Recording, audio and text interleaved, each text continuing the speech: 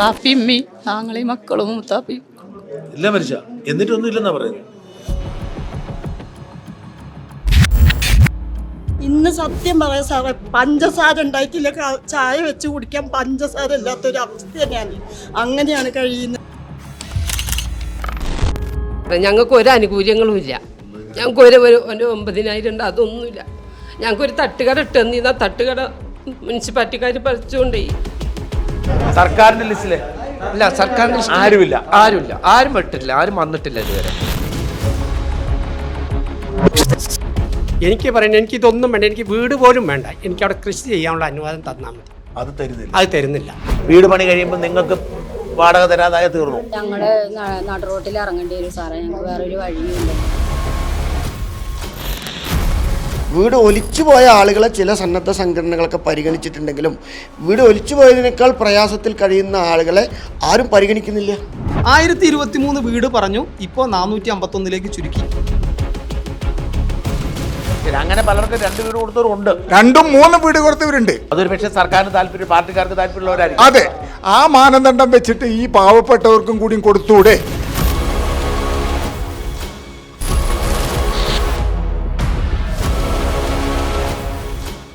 നമസ്കാരം പ്രിയപ്പെട്ടവരെ, ഇതിൻ്റെ വലിപ്പം കണ്ട് നിങ്ങൾ നിർത്തിയിട്ട് പോകരുതേ. ഫീൽഡിൽ പോയി ഞാൻ തന്നെ തയ്യാറാക്കിയ റിപ്പോർട്ടാണ്. പ്രിയപ്പെട്ട പ്രേക്ഷകർ, ഇത് കേൾക്കുക. ദയവായി നിങ്ങൾക്ക് പരിചയമുള്ള ഉന്നത വൃത്തങ്ങളിൽ ഇതെത്തിക്കുക. പുതുതായി അധികാരമേൽക്കുന്ന UDF സർക്കാർ ആ ആത്മവിശ്വാസത്തിലാണ് പറയുന്നത്. അടിയന്തരമായി ശ്രദ്ധ കേന്ദ്രീകരിക്കേണ്ട ഞെട്ടിക്കുന്ന ഒരു വിഷയത്തിലേക്കാണ് ഞങ്ങൾ പ്രേക്ഷകരെ കൊണ്ടുപോകുന്നത്. നമുക്കറിയാം, മുണ്ടക്കയിലും ചൂരൽമലയിലും ഉണ്ടായ മഹാദുരന്തം. ആ ദുരന്തത്തിൽപ്പെട്ട് മനുഷ്യർ വല്ലാതെ നരകിക്കുകയാണ്. ആ ദുരന്തം വെച്ച് മുതലെടുക്കാനാണ് CPM സർക്കാർ ശ്രമിക്കുന്നത്. ദുരന്തബാധിതർക്ക് വീട് കൊടുത്തു എന്ന് നുണ പറയുന്നു. 178 വീടുകൾക്ക് താക്കോൽ കൈമാറി എന്നാണ് നമ്മളോട് പത്രപരസ്യത്തിലൂടെയും വാർത്തയിലൂടെയും കൊടുത്തത്. അവാസ്തവമാണ്. ആർക്കും താക്കോൽ കൊടുത്തിട്ടില്ല. ആകപ്പാടെ ഏതെങ്കിലും തരത്തിൽ കയറിക്കൂടാൻ പറ്റുന്നത് 44 വീടുകൾ മാത്രമാണ്. ബാക്കി എല്ലായിടത്തും വയറിംഗ് അടക്കം അടിസ്ഥാന ജോലികൾ ബാക്കിയാണ്. മാത്രമല്ല, ഏറ്റവും ഒടുവിൽ പുറത്തു വന്നിരിക്കുന്ന വാർത്തയനുസരിച്ച് 30 ലക്ഷം രൂപ മുടക്കി പണിത ഈ കൊച്ചു വീട്ടിൻ്റെ 2 വീടുകളിൽ മേൽക്കൂരയ്ക്ക് വിള്ളൽ വീണുവെന്നാണ്. ഭൂകമ്പമുണ്ടായാൽ പോലും ഒന്നും സംഭവിക്കില്ല എന്നാണ് സർക്കാർ പറയുന്നത്. എന്നിട്ടും 2 വീടുകൾക്ക് വിള്ളൽ വീണു എന്ന് പറയുമ്പോൾ കൃത്യമായി എത്ര വലിയ അഴിമതിയാണ് നടന്നത് എന്നോർക്കാം. 1000 സ്ക്വയർ ഫീറ്റ് പോലും ഇല്ലാത്തൊരു വീടിനാണ് 30 ലക്ഷം രൂപ സർക്കാർ ഊരാളുങ്കൽ സൊസൈറ്റിക്ക് കൊടുക്കുന്നത്.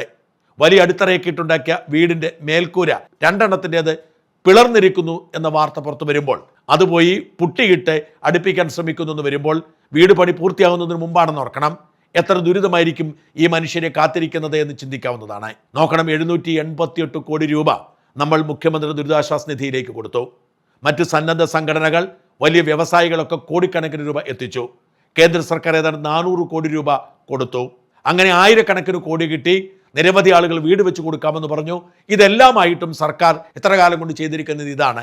178 വീട്ടിൽ 44 ഏതാണ്ട് പൂർത്തിയായി. ആർക്കും കയറി താമസിക്കാൻ പറ്റിയ സാഹചര്യമില്ല. ഇത് ചൂണ്ടിക്കാട്ടിയ സ്മൃതി പരുത്തിക്കാട് എന്ന മാധ്യമപ്രവർത്തകയെ സൈബർ ലിഞ്ചിങ് നടത്തുകയാണ്, സൈബർ റേപ്പ് നടത്തുകയാണ് സഖാക്കൾ. ഭയപ്പെടുത്തുന്ന ഈ സാഹചര്യം എല്ലാവരും അറിയണമെന്ന് മാത്രമല്ല, ദുരന്തത്തിനിരയായ മനുഷ്യർ എത്ര ദുരിതപൂർണമായ ജീവിതമാണ് ഇപ്പോഴും നയിക്കുന്നത് എന്നും തിരിച്ചറിയണം. ഏതാനും ആഴ്ചകൾക്ക് മുമ്പ് ഞങ്ങൾ ഈ ദുരിതബാധിതരെ കാണാൻ ചൂരൽമല മുണ്ടക്കൈ പ്രദേശത്തേക്ക് പോയി. അവരാരും അവിടെ ഇപ്പോൾ ഇല്ല. അവരൊക്കെ പല സ്ഥലങ്ങളിലായി ചിതറിക്കപ്പെട്ടിരിക്കുന്നു. എല്ലാവരും ഒരുമിച്ച് കൂടുന്നത് തന്നെ ആശങ്കാജനകമായി സർക്കാർ കാണുന്നത് കൊണ്ട് അവരുടെ ഭാവി അനിശ്ചിതത്വത്തിലാണ്. ഇവർക്കൊക്കെ കൊടുക്കാമെന്ന് പറഞ്ഞാൽ നഷ്ടപരിഹാരം പോലും കൊടുക്കുന്നില്ല. ഇവർക്കൊക്കെ മാസം കൊടുത്തുകൊണ്ടിരുന്ന പണം പോലും മുടങ്ങി. ഇവരുടെയൊക്കെ ഫുഡ് സപ്ലൈ മുടങ്ങിയിരിക്കുന്നു. സർക്കാർ വീട് കൊടുത്തതും ആനുകൂല്യം കൊടുത്തതുമൊക്കെ അവർക്ക് വേണ്ടപ്പെട്ട സഖാക്കൾക്കും മറ്റുമാണ്. ഒരു വീട്ടിൽ തന്നെ പലർക്ക് കൊടുത്തതുണ്ട്, എന്നാൽ ആർക്കും കൊടുക്കാത്തവരുണ്ട്. വലിയ ദുരിത ജീവിതത്തിലൂടെ ഇവർ കടന്നുപോയിക്കൊണ്ടിരിക്കുന്നു. ഇവരെ രക്ഷിക്കാൻ ആരുമില്ല. ഇവരുടെ ദുരന്തം സമാനതകളില്ലാത്തതാണ്. അവർ പറയുന്ന ഞെട്ടിക്കുന്ന സത്യങ്ങൾ അധികാരികളുടെ കണ്ണു തുറപ്പിക്കട്ടെ. പുതിയതായി വരുന്ന സർക്കാർ ഇവരുടെ കണ്ണുനീർ കണ്ടുകൊണ്ട് പരിഹാരമുണ്ടാക്കട്ടെ എന്ന് പ്രാർത്ഥിച്ചുകൊണ്ട് ഞങ്ങൾ അവിടെ പോയി കണ്ടതും കേട്ടതും അനുഭവിച്ചതുമായ കാര്യങ്ങൾ അവരുടെ വാക്കുകളിലൂടെ പ്രേക്ഷകരുടെ മുമ്പിലേക്ക് എത്തിക്കുന്നു. ഞാനിപ്പോൾ ഇരിക്കുന്നത് നമ്മുടെ ചൂരൽമല മുണ്ടക്കൈ ദുരന്ത ബാധിതർക്കൊപ്പമാണ്. ദുരന്തം കഴിഞ്ഞിട്ട് 1 വർഷം പിന്നിട്ടിരിക്കുന്നു. ആളുകൾ ഇപ്പോഴും ദുരിതത്തിൽ തന്നെയാണ്. ചൂരൽമലയിലെയും മുണ്ടക്കൈയിലെയും ആളുകൾ അവരുടെ ഇപ്പോഴത്തെ പ്രതിസന്ധി ഒന്ന് കേൾക്കണം, അറിയണം എന്നാവശ്യപ്പെട്ടതനുസരിച്ച് വന്നതാണ്.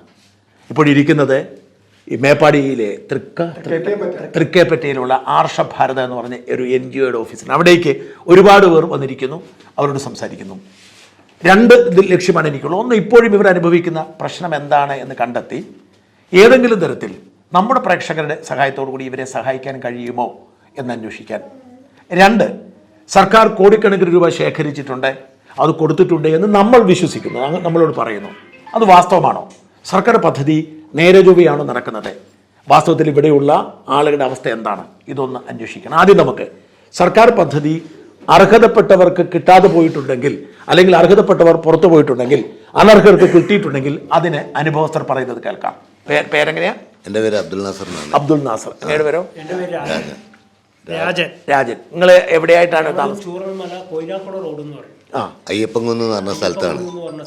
ഇത് ചൂരൽമലയെന്ന് ആ സ്കൂളിന്റെ അതിലെ മേലോട്ട് കയറുന്ന വഴി, അവിടേക്ക് വഴിയുണ്ടോ?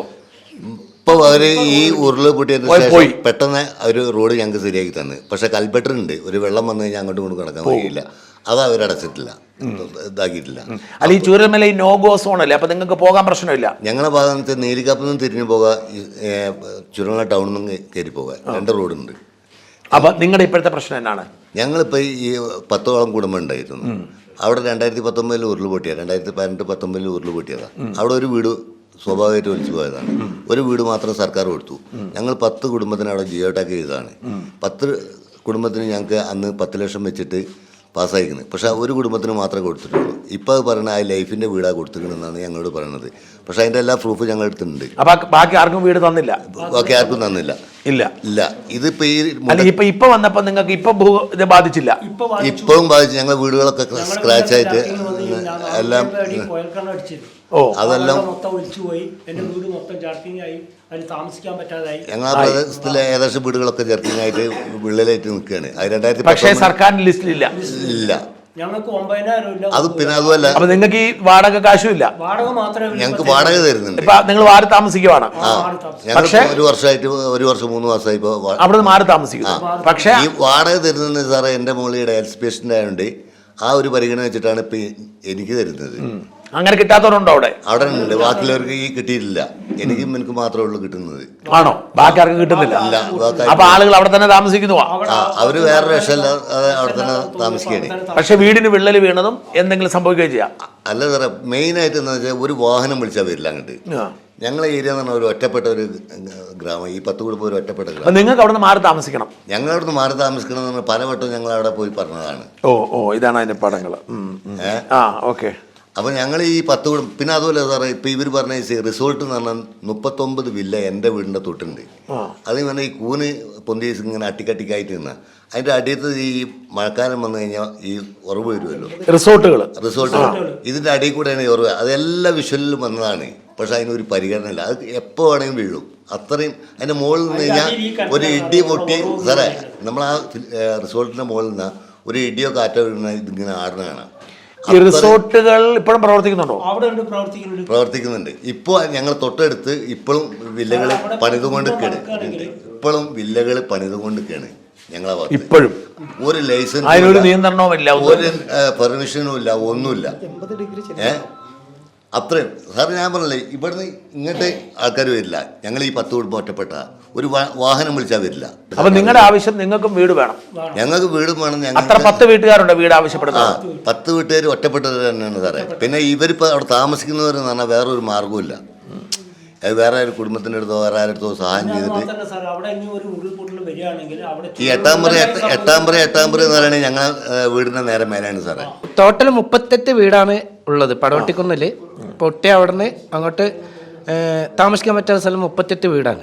അത് 2018 തന്നെ 8ാം നമ്പർ പൊട്ടിയിട്ട് കുറേ പ്രശ്നങ്ങളൊക്കെ ഉണ്ട്. ഇതുവരെ സർക്കാർ ലിസ്റ്റിൽ വന്നിട്ടില്ല. തീർച്ചയായും അത് മുൻകൂട്ടി വരുന്നത് പടവട്ടിക്കുന്നാണ്. പടവട്ടിക്കുന്നിൽ ഇതുവരെ ഒരാൾ പേരും സർക്കാർ ലിസ്റ്റിൽ വന്നിട്ടില്ല. അപ്പം ആ 38 വീട്ടിൽ കുറച്ച് പേർക്ക് എന്തോ സംഘടനക്കാർ വീട് കൊടുത്തിട്ടുണ്ട്. സർക്കാർ സംഹിതമായിട്ട് ഈ വാടക 9,000 കിട്ടുന്നുള്ളൂ. എല്ലാവർക്കും കിട്ടുന്നുണ്ടോ വാടക? അവിടെ പടവട്ടിയിൽ കിട്ടുന്നുണ്ട്. പക്ഷേ വീടിന്റെ ലിസ്റ്റിൽ എത്ര പേരുണ്ട്? വീടിന്റെ ഇപ്പൊ ടോട്ടൽ 38 കുറെ സർക്കാരിന്റെ ലിസ്റ്റില് ഇല്ല. സർക്കാരിന്റെ ആരുമില്ല. ആരും വിട്ടിട്ടില്ല, ആരും വന്നിട്ടില്ല ഇതുവരെ. അപ്പൊ അവരെ പക്ഷെ നിങ്ങൾക്ക് ആർക്കും അവിടെ താമസിക്കാനും വയ്യ. ഇല്ല, തീർച്ചയായും പറ്റില്ല സാർ. ഇപ്പൊ വാടക വീട്ടിൽ താമസിക്കുന്നു. ഇപ്പൊ വാടക വീട്ടിലും. അപ്പൊ തിരിച്ച് നിങ്ങൾക്ക് എന്നും വാടക വീട്ടിൽ താമസിക്കാനാണ് സർക്കാർ പറയുന്നത് അല്ലെ? കാരണം വീട് തരുന്നില്ലല്ലോ. അതെ, ഇപ്പൊ നിലവിൽ നോക്കുമ്പോൾ അങ്ങനെയാണ് വരുന്നത്. സർക്കാരിന്റെ ലിസ്റ്റിൽ പെടുത്താത്തതുകൊണ്ട് ഇപ്പൊ നിലവിൽ നമ്മൾ നോക്കുകയാണ് ആ അവസ്ഥയാണ് ഇപ്പൊ വന്നുകൊണ്ടിരിക്കുന്നത്. അതായത് ഇപ്പോൾ നിലവിൽ നമ്മളുള്ളത് മേപ്പാടിയാണ്, വാടക വീട്ടിലാണ് ഉള്ളത്. നമ്മളിപ്പോൾ അങ്ങോട്ട് പോകുമ്പോൾ തന്നെ നമ്മളെ തടയുന്നുണ്ട്. ചൂരൽ പോകുമ്പോൾ തന്നെ എങ്ങിട്ടാണ്, എന്തിനാണ്, ഒരു കുറേ ക്വസ്റ്റ്യനും ഉണ്ട്. രണ്ടാമത്തെ പ്രശ്നം എന്താ വെച്ച് കഴിഞ്ഞാൽ ഞങ്ങളെ പകുതി വരെ ഗോഡ് സോൺ ഏരിയ ആണ്, അങ്ങോട്ട് പോകാൻ പറ്റില്ല. അത് കഴിഞ്ഞിട്ട് വേണം ഞങ്ങൾക്ക് അങ്ങോട്ട് പോകാൻ. രണ്ടാമത്തെ പ്രശ്നം നിങ്ങളുടെ സ്ഥലത്തേക്ക് പോകാൻ. അതുപോലെ ഇവർ പറയുന്നത് ഞങ്ങൾക്ക് റോഡ് റെഡിയാക്കി തരാമെന്നാ, തെരുവുകൾക്ക് വെച്ചാൽ റോഡ് റെഡിയാക്കി തരാമെന്ന്. ഞാൻ ഒറ്റ കാര്യം ചോദിക്കുന്നുള്ളൂ, ഈ റോഡ് റെഡിയാക്കിയിട്ടും അങ്ങോട്ട് ആർക്കും പോകാൻ പറ്റില്ല നിലവിൽ. പക്ഷെ അങ്ങോട്ട് പോകുമ്പോൾ തന്നെ ഉള്ളിൻ്റെ ഉള്ളിൽ പേടിയാണ്. അവിടെ എത്തി അവിടെ ജീവിക്കാറിഞ്ഞാൽ പിന്നെ നേരത്തെ മൂപ്പര് പറഞ്ഞ പോലെ തന്നെ ഒരു വണ്ടി വിളിച്ചു കഴിഞ്ഞാൽ ആരും വരത്തില്ല, ആരും വരില്ല. ആ റോഡ് അത്രയും മോശമാണ് ഇപ്പം നിലവിൽ. ഒരു വെള്ളം വന്നു കഴിഞ്ഞാൽ റോഡാക്കി തന്നാലും നിങ്ങൾക്ക് വേണം, ഞങ്ങൾക്ക് പേടിയാണ്. 150 ആളുകൾ കുടുംബങ്ങൾ പോയതാണ്. രാവിലെ വൈകുന്നേരം ഞങ്ങൾ ദിവസം കാണുന്ന വ്യക്തികള്, കുടുംബക്കാർ, ബന്ധുക്കൾ പോയതാണ്, നഷ്ടപ്പെട്ടു പോയതാണ്. പിന്നെ നമ്മൾ റോഡ് വെട്ടിത്തരായിൽ പോയി താമസിക്കുക പറഞ്ഞാൽ ഒരിക്കലും സാധ്യമല്ല. അപ്പൊ നിങ്ങൾക്ക് വേറെ വീട് വേണം, സർക്കാർ രക്ഷപ്പെടുത്തണം. ഞങ്ങൾക്ക് നിലവിൽ വേണം. ഞങ്ങൾ സമരങ്ങൾ ഒരുപാട് സമരം ചെയ്തു, എന്നിട്ടും ഞങ്ങൾ ഇതൊന്നുമില്ല. ഇപ്പം ന്യൂസിൽ എന്തെങ്കിലും ന്യൂസ് വരുമ്പോൾ ഫസ്റ്റ് വരുന്നത് പടവട്ടിക്കുന്നാണ്. ഇത് എല്ലാവരും കണ്ടിട്ടുണ്ടാവും. എന്നിട്ട് പോലും ഞങ്ങളെ ലിസ്റ്റിൽ ഉൾപ്പെടുത്തിയിട്ടില്ല. അത് എന്തുകൊണ്ടാണെന്നോ എന്തിനാണെന്നോ അറിയില്ല. കൊയിനാക്കുളം റോഡിലാണ് താമസിക്കുന്നത്. എൻ്റെ പ്രദേശത്തുള്ള ഒരുവിധം വീടുകളൊക്കെ ഈ ജർക്കിങ്ങിൽ വിണ്ട് കീറി വാസമൊക്കെ ഇല്ലാതായിട്ടുണ്ട്. ഇയാളൊക്കെ എൻ്റെ അടുത്ത താമസക്കാരനാണ്. ഞങ്ങൾ അന്ന് തന്നെ ഈ ഇത് സംഭവിച്ച അവിടെ തന്നെ മാറി താമസിക്കുകയാണ്. ഇപ്പോൾ വാടകയ്ക്കാണ് മേപ്പാടി താമസിക്കുന്നത്. ഒരു 6 മാസം ഞങ്ങൾക്ക് വാടക തന്നു. അതിനുശേഷം വാടകയില്ല, ഈ 9,000 ഇല്ല, വീടിൻ്റെ ഒരു ലിസ്റ്റിലും ഞങ്ങൾ ഉൾപ്പെടുന്നില്ല. നമ്മളെന്തെങ്കിലും ചോദിക്കുമ്പോൾ പറയും നിങ്ങളാ ഭാഗത്തുള്ള ആളുകൾക്കൊന്നും കൊടുക്കുന്നില്ല. എന്നാൽ ഞങ്ങളാ ഭാഗത്തുള്ള ആളുകൾക്കെല്ലാം ഈ സാമ്പത്തികം എല്ലാം കൊടുത്തിട്ടുണ്ട്. ഫസ്റ്റ് അടിയന്തര ധനസഹായം എന്ന് പറഞ്ഞ് ഒരു 10,000 രൂപ കൊടുത്തിരുന്നു. എനിക്കത് കിട്ടിയില്ല. ഞാൻ 4 പ്രാവശ്യം നമ്മളെ റവന്യൂ മിനിസ്റ്ററെ കണ്ട് ഈ കാര്യങ്ങൾ പറഞ്ഞു, കിട്ടില്ല. റവന്യൂ മിനിസ്റ്റർ ശേഷം പിന്നെ നമ്മളെ കേളു മിനിസ്റ്ററെ കണ്ട് അദ്ദേഹം പറയാം എല്ലാവരും തരാമെന്ന് പറയാമെന്നല്ലാതെ അത് തന്നിട്ടില്ല. അതും ഇപ്പോൾ ഒരു 10-40 ആളുകൾക്ക് ഇനിയും കിട്ടാനാണ്. അങ്ങനെ കുറേ ആളുകൾക്ക് കൊടുക്കുക, കുറേ ആളുകൾക്ക് കൊടുക്കാതിരിക്കുക, അങ്ങനെ ഒരു എന്ത് നയമാണെന്നാണ് മനസ്സിലാകാത്തത്. കാരണം ഉദ്യോഗസ്ഥന്മാരെക്കാട് ചെല്ലുമ്പോൾ നിയമം പറയാം ഞങ്ങളോട്. ഈ നിയമം പറയുന്ന ആളുകളാണ് പറയുന്നത് അവിടെ കൊടുക്കാൻ പറ്റില്ല. എന്നാൽ മറ്റുള്ളവർക്ക് എന്താ കൊടുത്തു ചോദിക്കുമ്പോൾ അത് നിങ്ങൾ ചൂണ്ടിക്കാണിക്ക്, എന്നിട്ട് ഓരോ പേരിൽ പരാതി കൊടുക്കുന്നു. ഞങ്ങളോട് പറയാം, അവർക്കെതിരെ പരാതി കൊടുക്കും, ഞങ്ങളോട് കൊടുക്കാൻ. ഞങ്ങൾ പരാതി എടുത്ത് തോലി വിടും ഞങ്ങളെ.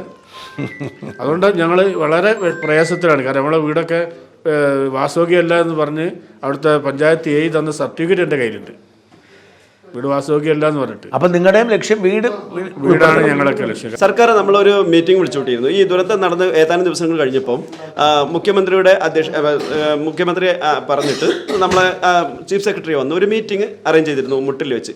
അന്ന് അവിടെയുള്ള ഇത്രയും കുടുംബങ്ങളെ വിളിച്ചു കൂട്ടിയിട്ടാണ് മീറ്റിംഗ് നടത്തിയത്. അന്ന് ആ മീറ്റിങ്ങിൽ ചീഫ് സെക്രട്ടറി നമ്മുടെ അടുത്ത് പ്രഖ്യാപിച്ചത് ആ 10-11 വാർഡുകളിൽ 1023 വീടുകൾ സർക്കാർ പണിത് കൊടുക്കും, അത്രയും ആളുകളെ അവിടുന്ന് മാറ്റി പാർപ്പിക്കും എന്നാണ് നമുക്ക് പ്രോമിസ് ചെയ്തത്. പക്ഷേ ഈ ദുരന്തം നടന്ന് ഏതാനും ദിവസങ്ങൾ കഴിഞ്ഞ് ലിസ്റ്റുകൾ ഇടാൻ തുടങ്ങിയപ്പോൾ പതുക്കെ ആ ലിസ്റ്റുകൾ ചുരുങ്ങി തുടങ്ങി. അതിൽ ഈ പ്രാദേശിക തലത്തിലുള്ള ആളുകളുടെ ഇൻവോൾവ്മെൻറ്റും ഉണ്ട്. ഈ ആളുകളെ കുറയ്ക്കാൻ വേണ്ടിയിട്ടും ഈ പ്രാദേശിക നേതാക്കന്മാരൊക്കെ കൂടിയിട്ട് അങ്ങനെയൊക്കെ ചെയ്തിട്ടുണ്ട്. പിന്നെ അപ്പം നമ്മൾ അത് ചീഫ് സെക്രട്ടറി അങ്ങനെ ഒരു തീരുമാനം എടുക്കണമെങ്കിൽ തീർച്ചയായിട്ടും അവിടെ ഒരു അപകട മേഖല ഇനിയും ഉണ്ട് എന്നുള്ളത് കൊണ്ടാണല്ലോ ചീഫ് സെക്രട്ടറി അങ്ങനെ വന്ന ഒരു തീരുമാനം എടുത്തത്. അപ്പോൾ അതിന് എന്തുകൊണ്ട് അവർ പിന്നോട്ട് പോയി, അത് വലിയൊരു ചോദ്യചിഹ്നമാണ്. പിന്നെ എനിക്ക് പറയാനുള്ളത് ഈ പാടിക്കാരുടെ വിഷയം തന്നെയാണ്. പ്രത്യേകിച്ച് ഈ പാടിക്കാരെന്ന് പറയുമ്പോൾ സ്വാഭാവികമായിട്ടും ഈ അട്ടമല, ഈ ബെയിലി പാലം കടന്ന് ചെല്ലുന്ന അട്ടമല, മുണ്ടക്കൈ, റാട്ടപ്പാടി എന്ന് പറയുന്ന പ്രദേശങ്ങളിൽ ഇനിയും ആളുകൾക്ക് ഒരു 5 സെൻറ്റ് സ്ഥലം പോലും വാങ്ങി വീട് വെക്കാൻ കഴിയാത്ത ദരിദ്ര നാരായണന്മാരാണ്. ഒരു 5 സെൻറ്റ് സ്ഥലം പുറത്ത് വന്ന് വാങ്ങിക്കാൻ കഴിയാത്ത അത്രയും ദരിദ്രരായിട്ടുള്ള ആളുകളെ പരിഗണിക്കാതെ പോയിട്ടുണ്ട്. എൻ്റെ ഏട്ടനും ഏട്ടത്തിയുമാണ് ചൂരന്മല സ്കൂൾ റോഡിൽ മരണപ്പെട്ടുള്ളത്. പക്ഷെ അവർക്ക് ഒരു വീടാണ് അനുവദിച്ചിട്ടുള്ളത്. അത് ഏടത്തിൻ്റെ പേരായതുകൊണ്ട് അത് ഏടത്തിൻ്റെ വീട്ടുകാർക്കാണ് അത് ആനുകൂല്യം കൂടുതലെന്ന് സർക്കാരിന് പറയുന്നുണ്ട്. ഞങ്ങൾ കലക്ട്രേറ്റിൽ കുറേ അപേക്ഷകളൊക്കെ ഞാൻ കൊടുത്ത് അതിനൊരു പരിഹാരം എൻ്റെ അമ്മയ്ക്കൊരു വീട് വെച്ച് തരണം പറഞ്ഞിട്ട്. പക്ഷെ അതിന് വീട്ടുകാർ ഇവിടെ എല്ലാവരും താമസം ആദ്യം ഇവിടെ അല്ലായിരുന്നു, ഒരു നാട്ടിലായിരുന്നു. പക്ഷെ അവർക്കാണ് വീട് കിട്ടിയത്. അവർക്കാ വീട് കിട്ടിയത്. ഒരു മോനാണ് മരിച്ചുപോയി. മനസ്സിലായി. അമ്മയ്ക്ക് കിട്ടണം. മനസ്സിലായി. അപ്പൊ നിങ്ങൾക്ക് വീടില്ല, അമ്മയ്ക്ക് വീടില്ല. അമ്മയ്ക്ക് വീടില്ല, അമ്മ ഒരു സുഖമില്ലാത്തൊരു അമ്മയാണ്. അപ്പൊ അമ്മ ആരുടെ കൂടെ? സുമതിയുടെ കൂടെയാണ്. ഞങ്ങൾക്ക് താൽക്കാലികമായിട്ടൊരു പണിയോ ഒന്നും ഉണ്ടായിട്ടില്ല. ഞങ്ങൾ കൈക്കാസിനൊക്കെ ചപ്പ് എടുത്തിട്ടാണ് ജീവിച്ചിരുന്നത്. തിങ്കളാഴ്ച ഉരുള് പൊട്ടി ശനിയാഴ്ച വരെ ഞങ്ങൾ അട്ടമല പണിക്ക് പോയതാണ്. ഞങ്ങൾക്ക് സ്ഥിരമായിട്ടൊരു പണി, പേരാസ്യ. സ്ഥിരമായിട്ട് ഞങ്ങൾക്കൊരു പണിയൊന്നുമില്ല. വീടില്ല ഞങ്ങൾക്ക്. സ്കൂൾ റോഡിന് 3 സെന്റ് സ്ഥലമുണ്ട്, അത് പോയതാണ്. ഇല്ല, വീടുണ്ടായിട്ടില്ല. വീടില്ല. വീട് ഞങ്ങള് ലിസ്റ്റിലും ഇല്ല. കാരണം നിങ്ങൾക്ക് വീടില്ലായിരുന്നതുകൊണ്ട് വീടില്ലെന്ന് പറഞ്ഞു. അപ്പൊ എവിടെ താമസിക്കുന്ന കൊയിനാക്കുളം ഭാഗത്ത് വാടകയ്ക്ക് ഇല്ല. പഞ്ചായത്ത് നമ്പർ ഇല്ലാത്തതുകൊണ്ട് വീടില്ല. ഇപ്പൊ കൊയിനാക്കുളം ഭാഗത്താണ് വാടകയ്ക്കാണ് ഇരിക്കുന്നത്. വാടക തരുന്നുണ്ടോ? വാടക തരുന്നില്ല. ഞങ്ങൾ യഥാർത്ഥ ദുരിതബാധിതരാണ്, പക്ഷെ വീടിന് നമ്പറില്ല. ഒന്നുമില്ല സാറേ, ഞങ്ങൾക്ക് ഒരു ആനുകൂല്യങ്ങളും ഇല്ല. ഞങ്ങൾക്ക് ഒരു 9,000 ഉണ്ട്, അതൊന്നുമില്ല. ഞങ്ങൾക്കൊരു തട്ടുകട ഇട്ട് തന്നിരുന്ന തട്ടുകട മുനിസിപ്പാലിറ്റിക്കാർ പറിച്ചുകൊണ്ടേ. വൈകുന്നേരം 6 മണിക്ക് കുട്ടികളൊക്കെ കൂട്ടിയിട്ട് ഞങ്ങൾ വീട്ടിൽ നിന്ന് ഭക്ഷണം ഉണ്ടാക്കിയിട്ട് കച്ചവടം ചെയ്യും. 1 മണി 2 മണി വരെ എൻ്റെ പേരെ കുട്ടികളെ കൂട്ടിയിട്ട് ഞാൻ കച്ചവടം ചെയ്യും. രാത്രി ഞങ്ങൾ വീട്ടിൽ വരും സാറേ. ഒരു ആനുകൂല്യങ്ങളും ഇല്ല സാറേ. എന്തിനേലും പോയാലും നിങ്ങൾ ലിസ്റ്റിൽ പേരുണ്ടെങ്കിലേ ഉള്ളൂ. നിങ്ങളുടെ കാര്യത്തിൽ എന്തെങ്കിലും ഉറപ്പാടും ചെയ്യാം. എന്തെങ്കിലും ചെയ്യാം കേട്ടോ. എല്ലാവർക്കും ആനുകൂല്യങ്ങളും ഞങ്ങൾക്കൊന്നുമില്ല സാറേ. ഒന്നുമില്ല എന്ന് പറഞ്ഞ ഒന്നുമില്ല. ഞങ്ങളെ കാര്യങ്ങളൊന്നും ഒരാൾ അന്വേഷിക്കും. ഞങ്ങളെ തട്ടുകട പൊളിച്ചിട്ട് പോയി ഒരു നഷീറൊക്കെ മാത്രം അതിന് പ്രവർത്തിച്ചു, വേറൊരാൾ പ്രവർത്തിയില്ല സാറേ. ഒരു കുട്ടി ഞങ്ങൾക്ക് ചോദിച്ചിട്ടുമില്ല. ഞങ്ങൾക്ക് ഒരു ആനുകൂല്യങ്ങളും ഇല്ല. ഞങ്ങളൊരാളടുത്ത് ഞാൻ പറയും ഞങ്ങൾ കഷ്ടപ്പെട്ട് ജീവിച്ചു. വീട്ടിൽ ആരൊക്കെയുള്ളത്? വീട്ടിൽ ഞാൻ 3 മക്കള്, എൻ്റെ ഭർത്താവ്, 2 പേരക്കുട്ടികളുണ്ട്. പേരക്കുട്ടികളെ ഉമ്മ മരിച്ചതാണ്. എൻ്റെ കുട്ടികളെ വിട്ടിട്ട് എനിക്ക് കൽപ്പറ്റ പോയതുകൊണ്ട് എവിടെ ഒരു പണിക്കൊന്നും പോകാൻ പറ്റൂല. അതുകൊണ്ട് എനിക്ക് തന്നത് എൻ്റെ അമ്മോൻ്റെ മോൾക്ക് മുജാഹിദീൻ ആൾക്കാർ സംഘടനക്കാർ ഇട്ട് കൊടുത്തതാണ്. അപ്പം ഞാൻ പണി ഇല്ലാതെ ഇരിക്കണോണ്ട് അവള് പറഞ്ഞു എൻ്റെ അടുത്ത്, താത്ത എല്ലാവരും പണി ഇല്ലാതെ ഇരിക്കല്ലേ, ഭയങ്കര ബുദ്ധിമുട്ടായിരുന്നു. അപ്പോൾ ആ കട അവള് എൻ്റെ അമ്മേൻ്റെ മോള് എനിക്ക് തന്നല്ല. സംഘടനക്കാരും ഒരാളൊന്നും തന്നിട്ടില്ല സാറേ. എവിടെയും പോയി. തിങ്കളാഴ്ച ദുരിതം നടക്കുന്ന ശനിയാഴ്ച വരെ ഞങ്ങൾ അട്ടമല പണിക്ക് പോയതാ സാറേ. ആഴ്ചയിൽ ഞങ്ങൾക്ക് 3-4 പണിയേ കിട്ടുള്ളൂ. അത് പണിയെടുത്തിട്ടാണ് ഞങ്ങൾ ജീവിച്ചത്. തൽക്കാലമായിട്ട് ഞങ്ങൾക്ക് ഒരാൾക്കും സ്ഥിരമായിട്ടൊരു പണിയും ഇല്ല. വറുപ്പും വിദ്യാഭ്യാസം കാര്യങ്ങൾ അങ്ങനെ ഒന്നുമില്ല. അങ്ങനെ കഷ്ടപ്പെട്ട് ഞങ്ങളെ കാര്യങ്ങളൊന്നും ഒരാളും അറിയാം. നിങ്ങളുടെ കാര്യത്തിൽ എന്തായാലും ഞാൻ എല്ലാവരുടെയും പഠിക്കുകയാണ്. വിഷമം പറയും ഒരാള് ഞങ്ങളെ കാര്യങ്ങൾ അന്വേഷിക്കണേ. നിങ്ങളുടെ കാര്യത്തിൽ എന്തെങ്കിലും ചെയ്യാം. ഞാൻ എപ്പോ വിഷമങ്ങൾ വരികയാണ് നസീറാക്കാനെ വിളിക്കും. നസീറാക്ക മാത്രം ഞങ്ങളെ കാര്യത്തിൽ ഒരു പരിഹാരം ചെയ്യുള്ളൂ, അല്ലാതെ ഒരാൾ വരില്ല. പിന്നെ സജിമോന് വന്നിരുന്ന കടയൊക്കെ പൊളിച്ചന്ന് അവരാൾക്കാർ ഞങ്ങളെ വീട് വന്ന് നോക്കിയതാണ്. ഞങ്ങൾ സാറേ ഒരു സാധനം ഞങ്ങൾ ഒരാളടുത്തുനിന്ന് വാങ്ങാനൊന്നിനും പോയിട്ടില്ല. ഞങ്ങളിന്നും കഷ്ടപ്പെട്ടിട്ടാണ് ജീവിക്കുന്നത്. എൻ്റെ പേര് മിനി എന്നാണ്. ഞങ്ങൾ കാരപ്പുഴ കോട്ടേഴ്സിലാണ് താമസിക്കുന്നത്. അമ്മയുണ്ട്, 2 പെൺപിള്ളേരുണ്ട്. അവർ പഠിക്കുകയാണ്. എനിക്ക് പാലവയൽ എന്ന് പറയുന്ന സ്ഥലത്ത് ഹോട്ടലുണ്ടായിരുന്നു. അതിന്ന് ഈ ദുരന്തത്തിൻ്റെ അന്ന് ഈ വെള്ളം കയറിയിട്ട് മൊത്തം ഹോട്ടലിൽ പോയതാണ്, നഷ്ടപ്പെട്ടതാണ്. അപ്പോൾ വരുമാനവും കാര്യങ്ങളൊന്നും നമുക്കില്ല. അതായത് പാലവയൽ എന്ന് പറയുന്നത് മുണ്ടക്കൈ ദുരന്തത്തിൽ പെട്ടതല്ല. അന്ന് വെള്ളം കയറിയിട്ട് ഹോട്ടൽ മൊത്തം വെള്ളം കയറി പോയതാണ്. പക്ഷെ അതിൻ്റെ ശേഷം നമുക്ക് വരുമാനമോ കാര്യങ്ങളോ ഒന്നുമില്ല. ഇപ്പം നമുക്ക് സംഘടനക്കാരൻ്റെ വീടോ സംഭവങ്ങളോ ഒന്നുമില്ല. ഹോട്ടലിലാണ് ഞാൻ എൻ്റെ 2 പെൺപിള്ളേരോ ബിടെക്കിന് പഠിക്കുകയാണ്. ഞാൻ ഒറ്റയ്ക്ക് ജോലി ചെയ്തിട്ട് ആ ഹോട്ടലിൽ ജോലി ചെയ്തിട്ടാണ് ഞാൻ എൻ്റെ പിള്ളേരെ നോക്കിയത്. ഇന്ന് എനിക്ക് ആ വരുമാനവും ഇല്ല. നമുക്ക് ദുരന്തത്തിന്റെ ഭാഗമല്ലാത്തതുകൊണ്ട് ആനുകൂല്യങ്ങളും ഇല്ല. ആനുകൂല്യം നമുക്കൊന്നും കിട്ടിയിട്ടില്ല. പക്ഷെ അത് വെച്ച് നമുക്കൊന്നും ചോദിക്കാനും പറ്റില്ല. ഞാൻ മുണ്ടക്കൈയിലുള്ളതാണ്. ഇപ്പം 2 പാടിയാണ്, അട്ടപ്പാടിയിലാണ് നമ്മൾ താമസിക്കുന്നത്. ഒരു സംഘടനക്കാരന്റെ എല്ലാത്തിലും കൊടുത്തു. പക്ഷെ ഇതുവരെയായിട്ട് നമുക്ക് ഒരു ആനുകൂല്യം ഇല്ല, ഒന്നിലും ഇല്ല, ഒരു സംഭവവും ഇല്ല. ഇവിടെ താമസിക്കുന്നവരെന്നൊക്കെ പറഞ്ഞാൽ ഇവർ എൻ്റെ അച്ഛനും അമ്മയൊക്കെ തേയിലത്തോട്ടത്തിലെ തൊഴിലാളികൾ, അതുപോലത്തെ തേയിലത്തോട്ടത്തിലെ തൊഴിലാളിയാണ്. മക്കളൊക്കെ പിന്നെ പഠിച്ച് വിദ്യാഭ്യാസമായിട്ട് അവിടെ പോയി കഴിഞ്ഞപ്പോൾ ഈ പാടികളിൽ നിന്നാണ് ഇവർ പിന്നെ അവർക്ക് സ്വന്തമായിട്ട് ഭൂമിയോ വേറെ വീട് വെക്കാനുള്ള ഒരു പാടി എന്ന് പറഞ്ഞു കഴിഞ്ഞാൽ ഇത് ഈ പിന്നെ സെൻട്രൽ റോക്ക് എസ്റ്റേറ്റ് തേയിലത്തോട്ടങ്ങളുണ്ടല്ലോ, അവര് ലയങ്ങളായിട്ട് കെട്ടിയുണ്ടാക്കിയ പാടിക, അതിനാണ് ഈ പാടി പറയുന്നത്. അവിടുത്തെ ജോലിക്കാരല്ല താമസിക്കുന്നത്. ഇല്ല, ഇപ്പൊ ഇതില് സംഭവിച്ചതിൽ കുറച്ച് പേര് ജോലിക്കാരുണ്ട്. ആ ജോലിക്കാരുള്ളവർക്കൊക്കെ കിട്ടുകയും ചെയ്തു. ഇതിൽ ജോലി അല്ലാത്തവർ കുറെ പേരുണ്ട്. ഇങ്ങനെ പുറമെ 4-5 ദിവസം പണി കിട്ടുന്ന സമയത്ത് അതിന് ചെറിയ വാടകയും കൊടുത്ത് അതിൽ താമസിക്കുന്നവരുണ്ട്. അവർക്ക് വേറൊരു വീട് അങ്ങനെ അവർക്ക് വേറൊരു വീട് വെക്കാനോ ഇല്ലെങ്കിൽ എവിടെയെങ്കിലും സ്ഥലമോ പുറത്തുപോയി ജീവിക്കാൻ പറ്റില്ല. ഇപ്പോൾ ഈ ഗവൺമെൻറ് ഇവരുടെ വാടക നിന്നു പുതിയ വീട്ടിലേക്കെല്ലാം കയറി പാർപ്പിച്ചു കഴിഞ്ഞാൽ ഇവർ പിന്നെ അനാഥയാണ്. ഇവർക്ക് എവിടെയും പോയി ജോലിയുമില്ല, വാടക കൊടുക്കാൻ വാടകയുമില്ല, സ്വന്തമായിട്ട് വരുമാനവുമില്ല, ഒരു ആനുകൂല്യങ്ങളും ഇല്ല സാർ. ഇത് മാത്രമല്ല, എന്നിട്ട് പിന്നെ ഈ ദുരന്ത ബാധ്യത പറഞ്ഞിട്ട് ആദ്യം ഇതിനൊരു ഗ്രൂപ്പ് ഒരു വാട്സപ്പ് കൂട്ടായ്മ ഉണ്ടാക്കി. ആ കൂട്ടായ്മയിൽ സർക്കാരിൻ്റെ ന്യായങ്ങൾ മാത്രം പറയുന്ന ഒരു കൂട്ടായ്മയെ അത് മാറിക്കഴിഞ്ഞപ്പോഴാണ് ഈ ജനശബ്ദം ഉണ്ടായത്. അപ്പോൾ മാനദണ്ഡം ഗവൺമെന്റ് വെച്ചിട്ടുണ്ടെങ്കിൽ ആ മാനദണ്ഡത്തിൽ കൊടുത്തതുപോലെ ഇവർക്കും കൊടുക്കണമല്ലോ. ഞാൻ പറഞ്ഞു, എനിക്ക് ഒരു തുളസി ഇല പോലും എൻ്റെ അടുത്ത് പോയിട്ടില്ല, ഇന്ന് പോയിട്ടില്ല. ഞാൻ ഇവർക്ക് വേണ്ടിയിട്ട് ശബ്ദിക്കാൻ വേണ്ടിയിട്ട് എവിടെയും വരുന്നതും പറയുന്നതും. ഞാനും എൻ്റെ ഏട്ടനും ഒരു വീട്ടിലാണ് താമസം. ഞാനിപ്പോൾ പട്ടാളത്തിലായതുകൊണ്ട് ഞാൻ പട്ടാളത്തിലേക്ക് പോയി വിചാരിച്ചു. എനിക്ക് വീട് ഗവൺമെൻറ് തരുന്നു, എൻ്റെ ഏട്ടനെ വാടകക്കാരനായിട്ട് നിശ്ചയിക്കാൻ പറ്റുമോ? പറ്റത്തില്ല. അങ്ങനെ വീട് കൊടുത്തിട്ടുണ്ട്, 2 വീടുകൾ കൊടുത്തിട്ടുണ്ട്. അപ്പോൾ അങ്ങനെ മാനദണ്ഡമുണ്ടെങ്കിൽ അതേപോലെ റേഷൻ കാർഡിലുള്ള പാവപ്പെട്ടവരെ ഇവർക്കെല്ലാം റേഷൻ കാർഡ് ഉണ്ടല്ലോ. അങ്ങനെ പലർക്കും 2 വീട് കൊടുത്തവരുണ്ട്, 2ഉം 3ഉം വീട് കൊടുത്തവരുണ്ട്. അതാണ് ഇവർ ശബ്ദിച്ചുകൊണ്ടിരിക്കുന്നത്. അവർ കൊടുക്കണ്ടെന്ന് പറയുന്നില്ല, പക്ഷെ അവർക്ക് കിട്ടട്ടെ. അതേ മാനദണ്ഡം വെച്ചിട്ട് പാർട്ടിക്കാർക്ക് താല്പര്യമുള്ളവരായിരിക്കും. അതെ, ആ മാനദണ്ഡം വെച്ചിട്ട് ഈ പാവപ്പെട്ടവർക്കും കൂടി കൊടുത്തൂടെ? നമ്മളെ ചോദ്യം അതാണ്. അപ്പോൾ എല്ലാവർക്കും ഈ ഇന്ത്യ രാജ്യത്ത് ജീവിക്കുന്ന എല്ലാവർക്കും നിങ്ങൾ പരാതിപ്പെടാൻ പറയും. ഒരേ മാനദണ്ഡമല്ല. നമ്മൾ തമ്മിൽ അങ്ങോട്ട് അടിച്ചിട്ടാണ് ഇത്രയും ഗ്രൂപ്പുകൾ ഉണ്ടാക്കാൻ കാരണം. ഇത് 2-3 ഗ്രൂപ്പാക്കി തിരിക്കാൻ കാരണം തന്നെ സർക്കാരിൻ്റെ ഭാഗത്തേക്ക് അടുപ്പിക്കാൻ കുറേ പേര് ശ്രമിക്കുന്നു. അതല്ല, ഇത് തെറ്റാന്ന് പറഞ്ഞിട്ട് സമരത്തിനിറങ്ങുന്നു. സാർ, ഈ 5 സെൻറ്റ് ഭൂമി സർക്കാർ കൊടുക്കുമെന്ന് പറഞ്ഞപ്പോൾ അവിടെ ഈ ദുരന്ത പ്രദേശത്ത് കുടിൽ കെട്ടി ഈ ജനശബ്ദം എന്ന ഗ്രൂപ്പ് സമരം ചെയ്തതുകൊണ്ടാണ് 7 സെൻറ്റ് ആക്കിയത്. സർക്കാരിൻ്റെ കണ്ണ് തുറപ്പിച്ചത് നമ്മളാ. അതേപോലെ ഈ കിട്ടാത്ത ജനങ്ങൾക്ക് 9,000 മാസം 300 ദിവസം 300 രൂപ വേതനം വെച്ചിട്ട് കൊടുത്തിട്ടുണ്ടായിരുന്നു. അത് കിട്ടാതിരിക്കുന്ന സമയത്ത് ഇതേ തഹസിൽദാറിൻ്റെ മുന്നിൽ തഹസിലിൽ വെച്ചിട്ട് വൈത്തിരി താലൂക്കിൽ വെച്ചിട്ട് സമരം ചെയ്തിട്ട് ആ പൈസ കിട്ടേണ്ടവർക്ക് എല്ലാവർക്കും കിട്ടാൻ വേണ്ടി സമരം ചെയ്തതും ഈ ഗ്രൂപ്പാണ്, ഈ ജനശബ്ദം പറഞ്ഞ ഗ്രൂപ്പാണ്. അപ്പോൾ ജനങ്ങൾക്ക് വേണ്ടി എന്തെങ്കിലും ശബ്ദിക്കുന്ന സമയത്ത് അവർ മോശമാണ്, അവർ സർക്കാരിനെ പഴിചാരാൻ വേണ്ടി വേറെ എന്തെങ്കിലും ചെയ്യുകയാണ് പറഞ്ഞിട്ടാണ്.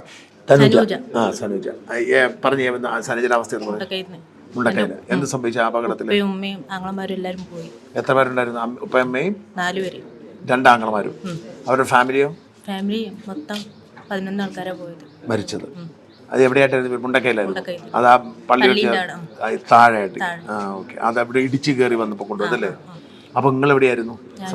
കെട്ടിച്ചോട്ടിരിക്കുന്ന വീട്ടില്. എന്നിട്ട് ഇപ്പോഴത്തെ അവസ്ഥ തന്നെ, അത്രയും പേര് മരിച്ചിട്ടും വീടില്ല. ആ മരിച്ചതിന്റെ പൈസയോ? അത് മാത്രം കിട്ടി, വീടില്ല. ഇപ്പൊ വാടകയ്ക്ക് കാശില്ല, ഒന്നും തന്നിട്ടില്ല. എന്നാ പറയുന്നത് ചോദിക്കുമ്പോ? വീട് സ്ഥലമുണ്ടോ, ഭർത്താവിന്റെ പേരിൽ സ്ഥലമുണ്ടോ എന്നൊക്കെയാ ചോദിക്കുന്നത്. ഭർത്താവിന്റെ പേര് സ്ഥലം ഉണ്ടായിരുന്നില്ലേ? ഇല്ലില്ല, ഹസ്ബൻഡിന്റെ പേരിൽ സ്ഥലം ഉണ്ടോന്നാ ചോദിക്കുന്നത് അവിടെ. ഓ, ഹസ്ബൻഡിന്റെ പേരിലുണ്ടോ ചോദിക്കുന്നത്. അന്ന് അപ്പം അതുകൊണ്ട് അത് ഉള്ളത് കൊണ്ട് തരത്തില്ല. ഇല്ല, കാര്യമായിട്ട് സ്ഥലമില്ല. ഹസ്ബൻഡിന്റെ പേരിൽ എന്റെ പേരിൽ സ്ഥലം ഇല്ല. എന്നിട്ടും തരുന്നില്ല, സ്ഥലം തരുന്നില്ല, ഒന്നും തരില്ല. ഞാൻ പ്രൈവറ്റ് ബസ് തൊഴിലാളിയാണ്. ഞാനന്ന് ദുരന്തത്തിന് അന്ന് വണ്ടിയിൽ നിന്ന് ഇറങ്ങിയതാണ്. അപ്പോൾ ഈ നസീർക്ക് മൂപ്പരൊക്കെ ഞാനൊന്നും കളക്ടറേറ്റിൽ പോയിട്ട് വരിക, അപ്പോൾ ADM കാണാൻ. എന്നിട്ട് കാണാനും നമുക്ക് അതിന് പോലും ഒരു വേദി ആവുന്നില്ല. നമ്മളെ പ്രശ്നങ്ങൾ അത് ഒരുപാട് തവണ കയറി ഇറങ്ങി. ഇപ്പം മെനഞ്ഞാന്നും കയറി ഇറങ്ങി. അപ്പം ഞാൻ ഒരു പ്രൈവറ്റ് ബസ്സിൽ ഒരു കണ്ടക്ടറായിട്ട് വർക്ക് ചെയ്യുന്ന ഒരാളാണ്. അപ്പോൾ ഇവിടെ എൻ്റെ പേര് ശംസുദ്ദീൻ. ഈ ഒരു മോനും അത് 6 വയസ്സുള്ള ഒരു കുട്ടിയും കൂടെ ഉണ്ട്. ചില ദിവസങ്ങളിൽ ഇവർ ആൾ ഡൗൺ ആയിരിക്കും. അപ്പോൾ മോൻ്റെ കാര്യങ്ങൾ നോക്കണം. അങ്ങനെ പല പ്രശ്നങ്ങളും. അതിന് തൊഴിലിനും പോകുന്നില്ല. അപ്പോൾ ഈ 9,000 ഇല്ല, എനിക്ക് 3 മാസം 9,000 തന്നായിരുന്നു. പിന്നെ പറഞ്ഞ് നമ്മളതിന് അർഹതയില്ല. അപ്പം വാടക പൈസ ഇതേമാതിരി ബന്ധുവീടുകളിലാണ് താമസിച്ചാലും വാടക പൈസ അന്നുണ്ടായിരുന്നു എന്ന് പറഞ്ഞു. അതേമാതിരി അതും ഒരു 3 മാസം തന്നു. പിന്നീട് അങ്ങോട്ട് അതുമില്ല. ഈ 9,000 കിട്ടിയാലും നമ്മളെന്താ പറയുക, ഒന്നിലെ ഈ പോക്ക് വരവിൻ്റെ കാര്യങ്ങളുണ്ടല്ലോ, നമ്മളെ ഒരു എക്സ്പെൻസ് ആയിട്ട് ഈ വണ്ടിക്കൂലിക്കുള്ള കാര്യങ്ങൾ, അതെങ്കിലും കാര്യങ്ങൾ നടന്നു. ഇന്നിപ്പം മെനഞ്ഞാന്നും എന്ത് ചെയ്തിട്ട് വരുന്നത് എൻ്റെ വാപ്പയാണ് കാര്യങ്ങൾ നോക്കുന്നത്, എൻ്റെ ജ്യേഷ്ഠനും. അവനോ ഇതേമാതിരി ഒരു കുടുംബമുണ്ട്. ജ്യേഷ്ഠൻ എന്ത് ചെയ്യും, ഇന്നേപോലെ പോകണമെന്ന് പറയുമ്പോൾ അവൻ പൈസ എടുത്തു തരും. ഇന്നിപ്പോൾ ഇവിടെ ഉപ്പാൻ്റെ ഉമ്മ മരിച്ചിട്ട് 7 ഇവിടെ മേപ്പാടി. അവിടെ നിന്നാണ് ഞങ്ങളിപ്പോൾ വരുന്നത്. ഇനിയിപ്പോൾ വരാൻ സാമ്പത്തിക സഹായം കൂടെ ഞാൻ ഇത്തരം പ്രായ ഒരു ഉപ്പാനോട് മേടിച്ചിട്ടൊക്കെ വരുന്ന സാഹചര്യമാണ്. അപ്പോൾ ഈ 9,000 ഉപ്പാൻ്റെ ഉമ്മാൻ്റെ പൈസ തന്നിട്ടുണ്ട്. ഉപ്പാൻ്റെ ഉമ്മാൻ്റെ മരിച്ചതിൻ്റെ പൈസ തന്നിട്ടുണ്ട്. ഈ ആങ്ങളമാര് പ്രായപൂർത്തിയാവരാം, 2 ആങ്ങളമാരുണ്ട്, 24 വയസ്സ് 25 വയസ്സ് ആയതാ. അവരത് എന്ത് ചെയ്യുന്നുണ്ട്, അവരുടെ പൈസക്ക് ഇവിടെ അർഹതയുള്ളതാണ്. ഏക അവകാശമായിട്ട് ഇനി ഇവിടെ ഉള്ളൂ, ഒരാളെ ഉള്ളൂ. ഈ ഒരു കക്ഷി ഇനി ഉള്ളൂ. എന്നിട്ട് ആങ്ങളമാരെ പൈസ ഇവക്ക് കൊടുക്കൂല എന്നാണ് പറഞ്ഞത്. കാരണം ഞാൻ വിവാഹം കഴിച്ചിട്ടുണ്ട്. ഞാനിപ്പോൾ നാളെ മരിച്ചു പോയാൽ ഇവിടെ സ്ഥിതി എന്താവും എന്നുള്ളത് അവർ ചിന്തിക്കുന്നില്ലല്ലോ. ഇനിയിപ്പം നമ്മളെ വീട്ടിൽ ഞാൻ തറവാട് വീട്ടിലാണ്, ഞങ്ങൾ 3 മക്കൾ അവിടെ ഉണ്ട്, ഞാൻ തറവാട് വീട്ടിലാണ്, എൻ്റെ പേരിൽ സ്വത്തില്ല. ഇനിയിപ്പം നാളെ എനിക്കൊന്നും സംബന്ധിച്ച് ഇനിയിപ്പം നാളെ നമ്മളെ വീട്ടിൽ നിന്ന് ഇറങ്ങേണ്ടി വന്നിട്ടും ഞാനൊരാണായതുകൊണ്ട് എനിക്കെവിടെയും പോവാം, ഇതിന് പോകാനായിട്ടില്ല. സ്കൂൾ റോട്ടിലായിരുന്നു പിമ്മിയൊക്കെ എല്ലാവരും മരിച്ച്. ആങ്ങളി മക്കളൊക്കെ പോയി. വീട് പണി നടന്നു കൊടുക്കും. തറപ്പണിയൊക്കെ കഴിഞ്ഞ് കുഞ്ചിരിമട്ടത്ത്. എന്നിട്ടും എന്റെ ലിസ്റ്റിൽ വന്നിട്ടില്ല സാറേ. ആണോ? അവിടുന്ന് ഒഴിവാക്കി? അവിടുന്ന് ഒഴിവാക്കി. അവിടെ പൊട്ടിക്കുന്നത് ചെല്ലുമ്പോഴൊന്നും ലിസ്റ്റിലില്ല. ഞങ്ങള് വരും പറഞ്ഞിട്ട് ഇങ്ങനെ നിൽക്കുന്നുണ്ട്. ഇതുവരെ ഇപ്പൊ കമ്പളക്കാട് വാടകയ്ക്ക് സർക്കാർ വാടക തരുന്നുണ്ട്, പക്ഷെ ലിസ്റ്റിലില്ല. എന്ത് ചെയ്യണമെന്ന് അറിയത്തില്ല. അപ്പൊ ഈ എന്ത് ചെയ്യും ഇവര് ഇത്തിരി കഴിയുമ്പോ ഇവര് വാടക നിർത്തുമ്പോ? പിന്നെ സുഖമില്ലാതെ നിൽക്കുകയാണ് ഇപ്പൊ ഞാൻ. എല്ലാരും ആരൊക്കെ മരിച്ചു? വാപ്പി ഉമ്മി ആങ്ങളി മക്കളും മുത്താപ്പി എല്ലാം മരിച്ച. എന്നിട്ടൊന്നും ഇല്ലെന്നാ പറയുന്നത്. വീടും അല്ല എന്നിട്ട് തന്നെ ഇല്ലെന്ന് പറയാം. അവിടെ ഉണ്ടായിരുന്നു എനിക്ക് സ്ഥലം. എന്റെ വാപ്പി മീൻ തന്നിരുന്നു സ്ഥലം, അതും ഒലിച്ചുപോയി. മുണ്ടക്കയത്തെ വീട് പണി അത്ര അയക്കണം എന്നിട്ട്. അപകടത്തില് വാപ്പ, അമ്മ, ആങ്ങള, ഇവളമ്മ അനിയത്തിയാണ്. എന്റെ നേരെ താഴെയുള്ള അനിയത്തിയാണ് ഓളമ്മ. ഓളെ 2 മക്കള്, ഓളെ ഹസ്ബൻഡ്, പിന്നെ നാത്തൂന്, ആങ്ങളുടെ ഭാര്യ, 2 മക്കള്, എല്ലാരും മരിച്ചു. 11 പേര്. എന്റെ മോന് ഒന്നും തരുന്നില്ല. ഇല്ല, എന്റെ മോന് ഒരു വാപ്പാക്ക് ഒരു കട ഉണ്ടായിരുന്നു. എന്റെ ഓർമ്മ വെച്ച കാലം മുതലേ എന്റെ ഉപ്പ ഒരു കടയൊക്കെ നടത്തിയിരുന്നു. ഗൾഫിൽ പോയി അതിന്റെ ഇടയിൽ നിന്ന് പിന്നെ അവിടുന്ന് സുഖമില്ലാതൊക്കെ ഈ ഹാർട്ടിൻ്റെ ഒക്കെ ഒരു പ്രശ്നം വന്ന് മാറ്റി വെക്കണം എന്ന് പറഞ്ഞ് വന്ന് അങ്ങനെ ആങ്ങളെ പിന്നെ ഗൾഫ് പോയി വന്നിട്ട് വാപ്പാൻ്റെ ഓപ്പറേഷത്തിന് വേണ്ടി ഓനും അവിടുന്ന് ഒഴിവാക്കി വന്ന് ഇവിടെ ഒരു ചെറിയൊരു ഹോട്ടലൊക്കെ തുടങ്ങി. പിന്നെ അങ്ങനെ കടയൊക്കെ നടത്തിക്കൊണ്ടിരിക്കുന്ന സമയത്താണല്ലോ ഈ ഉരുൾപൊട്ടൽ. ഒരു 8-9 മാസം മുൻപാണ് ഓനിക്ക് പിന്നെ ഓൻ്റെ പേരിലേക്ക് ഈ ലൈസൻസ് മാറ്റി. എന്താ വെച്ചാൽ ഇപ്പോൾ ആ ഹാർട്ടിൻ്റെ പ്രശ്നമാണല്ലോ, അങ്ങനെ മാറ്റിയത്. ഇപ്പോൾ ഒന്നുമില്ല, നമ്മൾ കലക്ട്രേറ്റിൽ കയറി ഇറങ്ങി നിങ്ങൾക്ക് കുടുംബം പോയ കുടുംബത്തിന് കിട്ടി. അങ്ങോട്ട് ഒരു മോന് ബാക്കിയുണ്ട്. ഓന് അമ്പലവേല ഒരു അനിയത്തിയുണ്ട്, അവളെ വീട്ടിൽ നിന്നിട്ട്. ആരെ കട എൻ്റെ മോന് ബാപ്പിയും പാടെയാണ് നടത്തിയത്. ലൈസൻസ് മോന്റെ പേരിക്ക്. മരിച്ച് ഓന് തറവാട്ടിൽ 2 വയസ്സുള്ളപ്പോ തൊട്ട് ആങ്ങൾ അവിടെ കൊണ്ടുപോയി നമുക്കെല്ലാം സഹായിക്കണം. അത് പൈസ തന്നില്ല, വീട് തരൂലെന്ന്. ഷീല. നമ്മൾ സംസാരിച്ചില്ലല്ലോ. ഇല്ല. ഞാൻ റാട്ടപ്പാടിയിലാണ് ഞങ്ങൾ താമസം, മുണ്ടക്കൈ 11-ാം വാർഡില്. അപ്പോൾ ഞങ്ങളവിടെ അന്ന് ആ ഉരുൾപൊട്ടുന്ന സമയത്ത് ഞങ്ങളൊരു 21 കുടുംബം ഉണ്ടായിരുന്നു. അവിടെ നിന്ന് ഒരുപാട് കുട്ടികളൊക്കെ സാറ് അവിടെ പോയി കണ്ടിട്ടുണ്ടെങ്കിൽ സാറിന് മനസ്സിലാകും. HML-ന്റെ ആ ഫാക്ടറി അവിടെ ഉള്ളത് കൊണ്ടാണ് ഞങ്ങളൊക്കെ ഇന്ന് ജീവനോടെ ഇരിക്കുന്നത്. പക്ഷെ ഞങ്ങളൊക്കെ എവിടെ പോയാലും ഞങ്ങളെയൊക്കെ പരിഹസിച്ച് മാറ്റിവിടുകയാണ്, പാടിയിലുള്ളവരെ എന്ന് പറഞ്ഞിട്ട് പരിഹസിച്ച് മാറ്റിവിടുക. ഞങ്ങൾ ഇതുപോലെ എവിടെങ്കിലും എന്തെങ്കിലും ഒന്ന് കേൾക്കുമ്പോൾ ഇത് തന്നെ ഇപ്പം പെട്ടെന്ന് കേട്ടറിഞ്ഞിട്ട് ഞങ്ങൾ 2 ഓടി വന്നത്.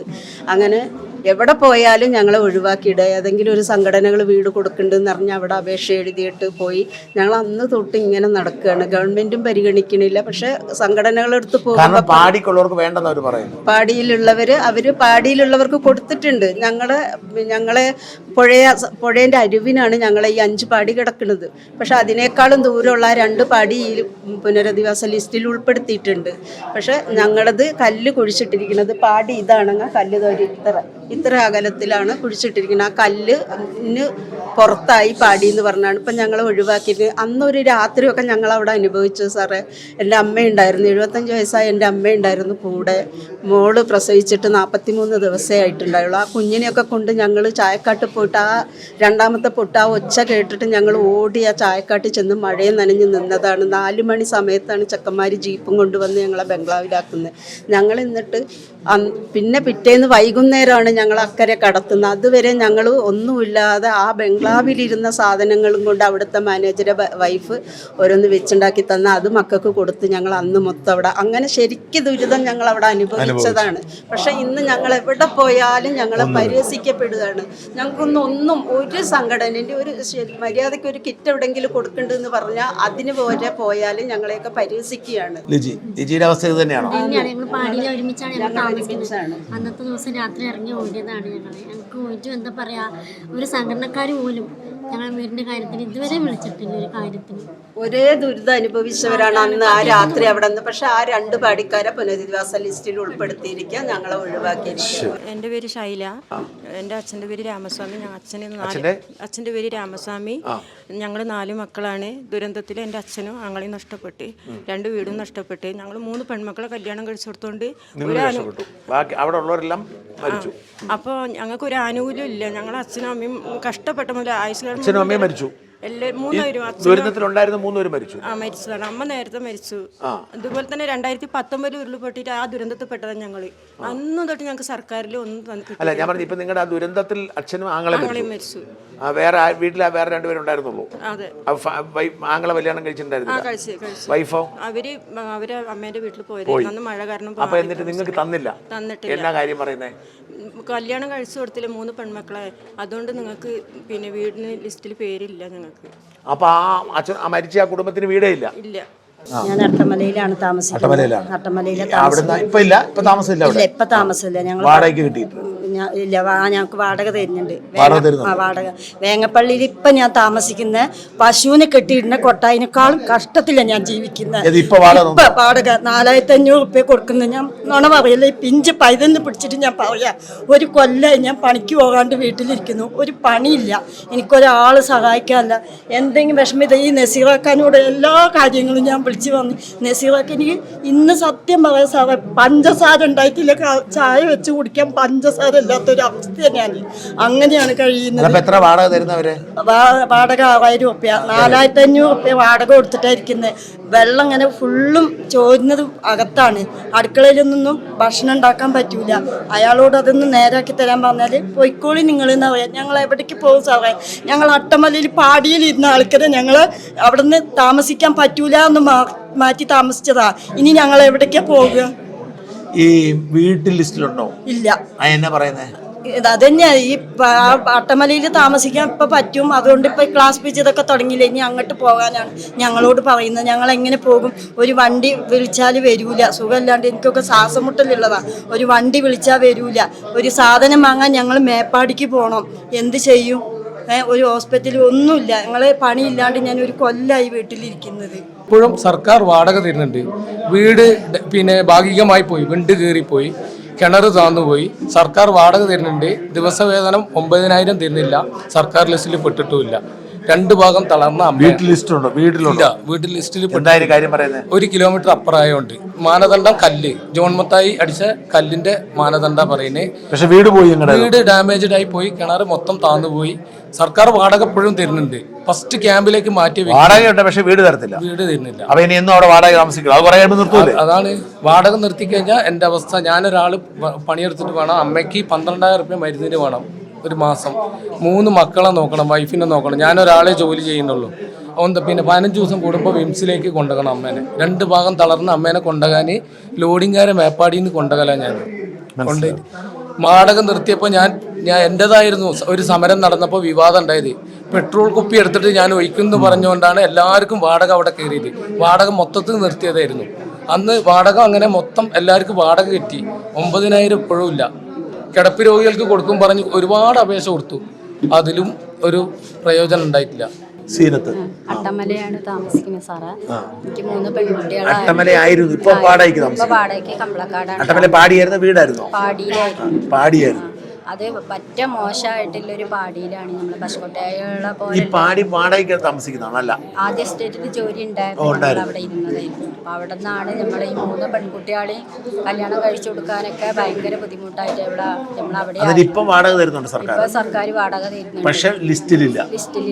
അപ്പൊ നിങ്ങളെ സംബന്ധിച്ചിടത്തോളം ഈ വീട് പണി കഴിയുമ്പോൾ നിങ്ങൾക്ക് വാടക തരാതായ തീർന്നു. ഞങ്ങള് നടുറോട്ടിൽ ഇറങ്ങേണ്ടി വരും സാറേ. ഞങ്ങൾക്ക് വേറൊരു വഴിയും ഇല്ലല്ലോ. ഞങ്ങളെയും കൂടെ എങ്ങനെയെങ്കിലും പരിഹരിക്കണം എന്നാണ്. ദുരന്തത്തിൽ ആർക്കെങ്കിലും മോള് പോയിട്ട് 2 മണിക്കൂർ കഴിഞ്ഞിട്ടാണ് കിട്ടിയത്. എന്റെ മൂത്ത മോളെ വീടോടുകൂടി പോയിട്ട് പിന്നെ തെരഞ്ഞിട്ടാണ് കിട്ടിയത്. കിട്ടി. മോളെ കുട്ടിക്കൊക്കെ അപകടം സംഭവിച്ചു. നമ്മൾ ഡിസാസ്റ്റർ നടക്കുമ്പോൾ ഈ ഒഴുകിക്കൊണ്ട് വരുന്ന ആ ഏരിയൻ്റെ തൊട്ടിപ്പുറത്ത് ഒരു ചെറിയ തോട്ടമുണ്ട്, പത്മനാഭകുന്ന് തോട്ട്.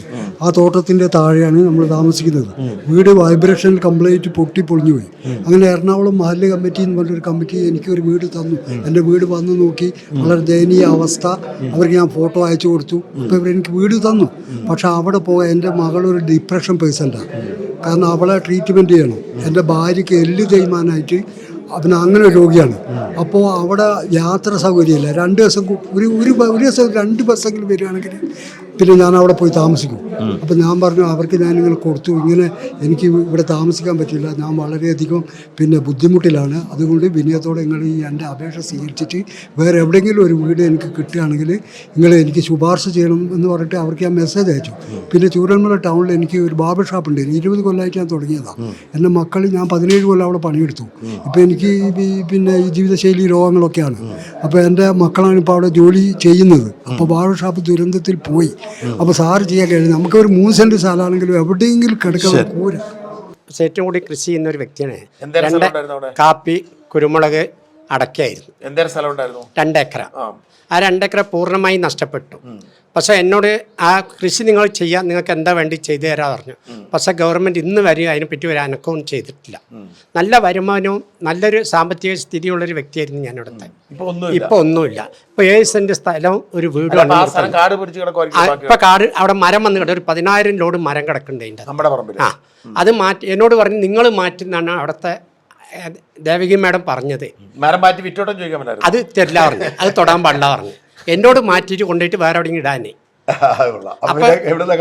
അതൊന്നും അവർ തരില്ല നമ്മളോട് മാറ്റാൻ. പക്ഷെ എനിക്ക് പറ്റൂല എന്ന് പറഞ്ഞു. എനിക്ക് പറയുന്നത് എനിക്കിതൊന്നും വേണ്ട, എനിക്ക് വീട് പോലും വേണ്ട, എനിക്ക് അവിടെ കൃഷി ചെയ്യാനുള്ള അനുവാദം തന്നാൽ മതി. അത് തരുന്നില്ല. എനിക്ക് ജീവിക്കാൻ കൃഷി ചെയ്യണം. ഞാനിപ്പോഴും ഈ 65-ാമത്തെ വയസ്സിൽ സാറേ ഒരു ഓട്ടോറിക്ഷ ഓടിച്ചിട്ടാണ് ജീവിക്കുന്നത്.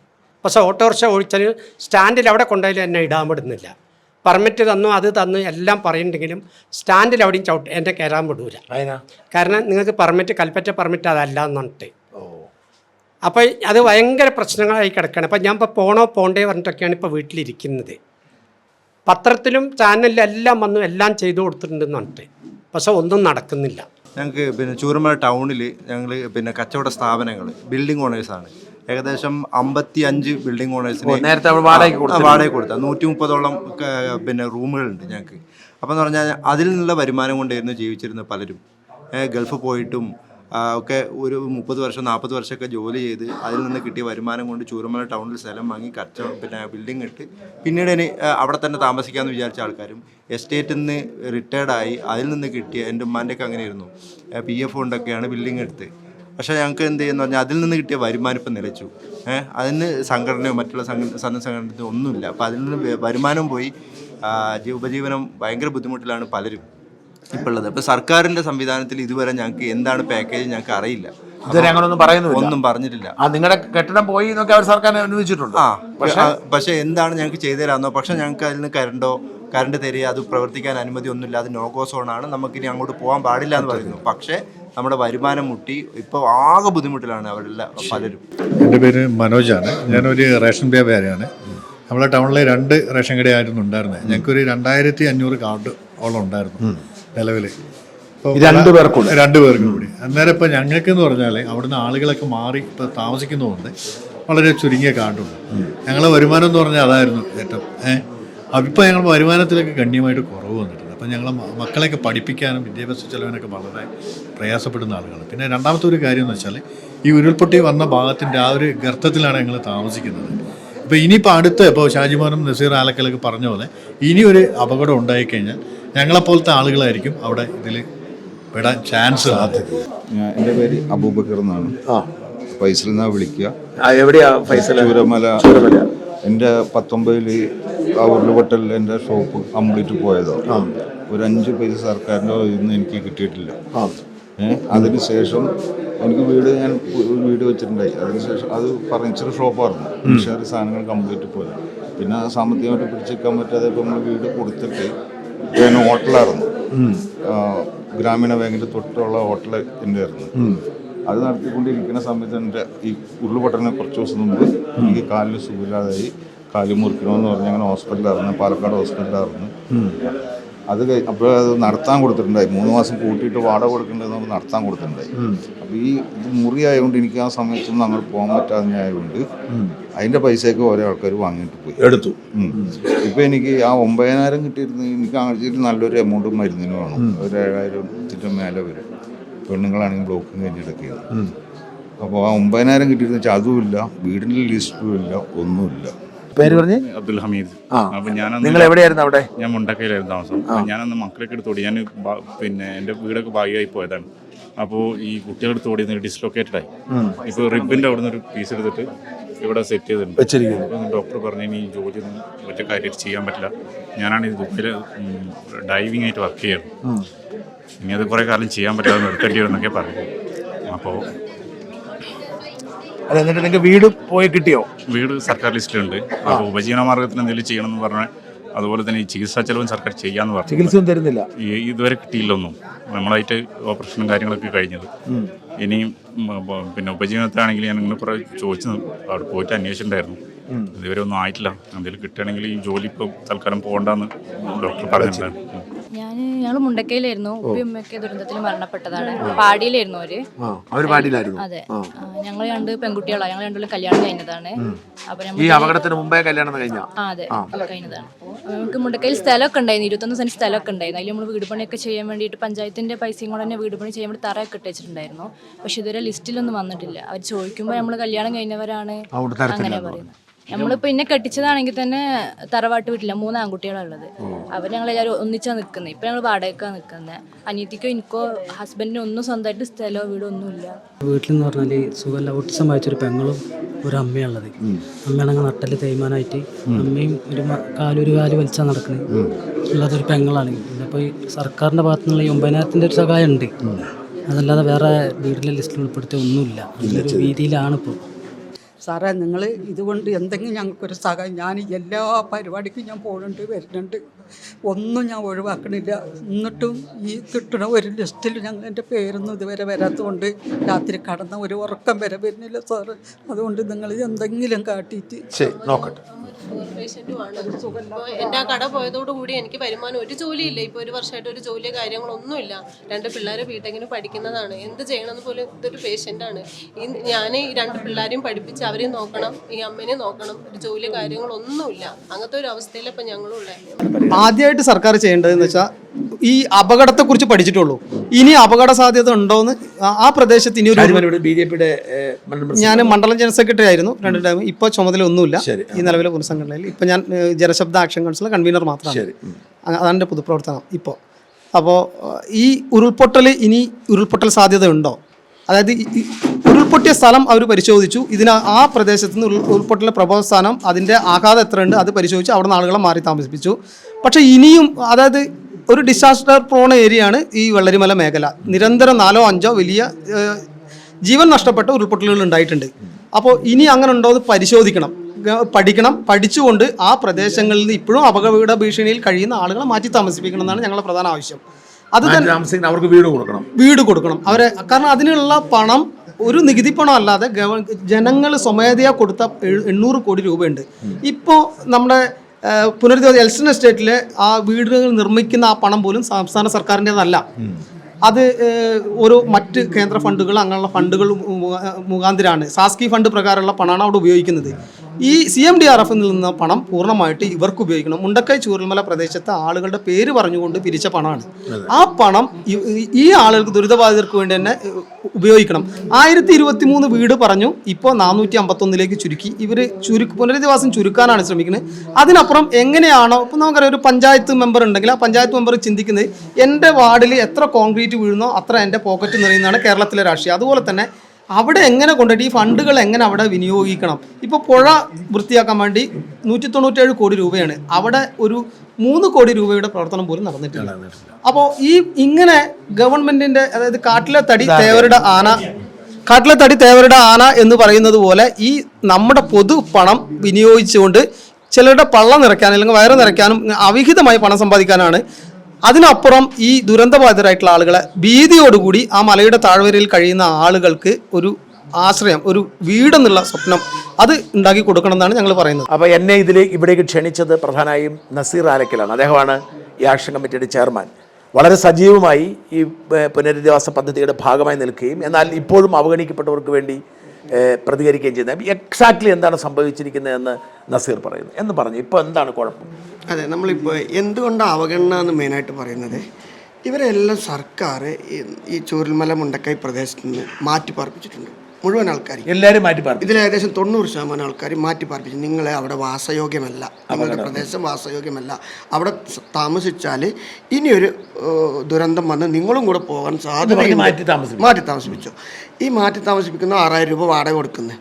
എന്നാൽ ഇവർക്ക് ലിസ്റ്റ് വരുമ്പോൾ വരണ്ടേ? കാരണം സർക്കാർ തന്നെ പറയുന്നു നിങ്ങൾ വാസയോഗ്യമല്ലാത്തടത്താണ് താമസിക്കുന്നത് എന്ന്. അപ്പോൾ ഈ ലിസ്റ്റ് വരുമ്പോൾ ഇവരുടെ പേര് വരണ്ടേ? ഇവരുടെ ആരുടെയും പേര് വരുന്നില്ല. പിന്നെ കുറച്ച് ആൾക്കാരെ വാടക കൊടുക്കുന്നില്ല, അവർ സ്വമേധയാ മാറി താമസിക്കുന്നുണ്ട്. എന്താ കാരണം? ഈ 2019 മുണ്ടക്കയിൽ ഒരു ഉരുൾപൊട്ടൽ സംഭവിച്ചു എൻ്റെ വീടിൻ്റെ അടുത്ത്. അന്ന് ആ ഉരുൾപൊട്ടിയ സ്ഥലത്ത് നിന്ന് 1/2 കിലോമീറ്റർ അകലെയാണ് ഞാൻ താമസിക്കുന്നത്. ഈ 1/2 കിലോമീറ്റർ അകലെ താമസിക്കുന്നത് ഞാൻ വിചാരിച്ച് ഞാൻ സേഫാണെന്ന്. പക്ഷെ 2024 ഉരുൾപൊട്ടിയപ്പോൾ അതല്ല, എൻ്റെ വീടടക്കം പോയി. എൻ്റെ വീടടക്കം പോകുന്ന എൻ്റെ അയൽവാസികൾ മുഴുവൻ ആൾക്കാരും പോകുന്നു മരിച്ചു. ലിസ്റ്റിലുണ്ടോ? ഉണ്ട്, ഞാൻ ലിസ്റ്റിലുണ്ട്.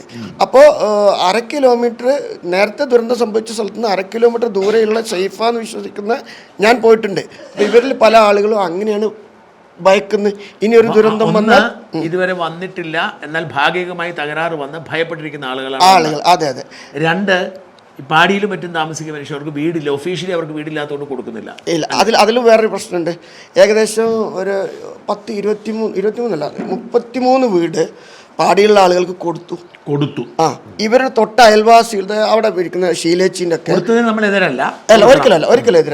ഷീലേച്ചിൻ്റെ അയൽവാസികൾക്ക് അതിനേക്കാൾ ദൂരെയുള്ള ആളുകൾക്ക് അവരെന്തോ മാനദണ്ഡം എഴുതി ഉണ്ടാക്കിയിട്ട് കൊടുക്കുന്നത്, ഇവരെ പരിഗണിക്കുന്നില്ല. അത് ഒരു ഇരട്ടത്താപ്പായിട്ടാണ് നമുക്ക് തോന്നുന്നത്. അപ്പം നമ്മുടെ ഇപ്പോഴത്തെ ഫസ്റ്റ് ആവശ്യം എന്ന് പറയുന്നത് ഈ ദുരന്തം ഏതെങ്കിലും തരത്തിൽ ബാധിച്ച എല്ലാവർക്കും വീട് കൊടുക്കണം. ദുരന്തം ചൂരൽമല ദുരന്തം 2 തരമുണ്ട്. ഒന്ന് ഡയറക്റ്റായി ബാധിച്ചിട്ടുണ്ട്, 2 ഇൻഡയറക്റ്റായി ബാധിച്ചിട്ടുണ്ട്. ഇൻഡയറക്റ്റായി ബാധിച്ച ആളാണ് എൻ്റെ ഒരു അഭിപ്രായത്തിൽ ഇപ്പോൾ ഡയറക്റ്റായി ബാധിച്ചവരെക്കാൾ പ്രയാസത്തിൽ നിൽക്കുന്നത്. ദൈനംദിന കാര്യങ്ങൾക്ക് ചെലവിനൊക്കെ പ്രയാസപ്പെടുന്ന ആളുകളുണ്ട്.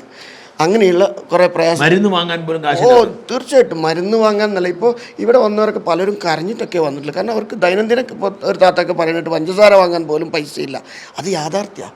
വീട് ഒലിച്ചു പോയ ആളുകളെ ചില സന്നദ്ധ സംഘടനകളൊക്കെ പരിഗണിച്ചിട്ടുണ്ടെങ്കിലും വീട് ഒലിച്ചു പോയതിനേക്കാൾ പ്രയാസത്തിൽ കഴിയുന്ന ആളുകളെ ആരും പരിഗണിക്കുന്നില്ല.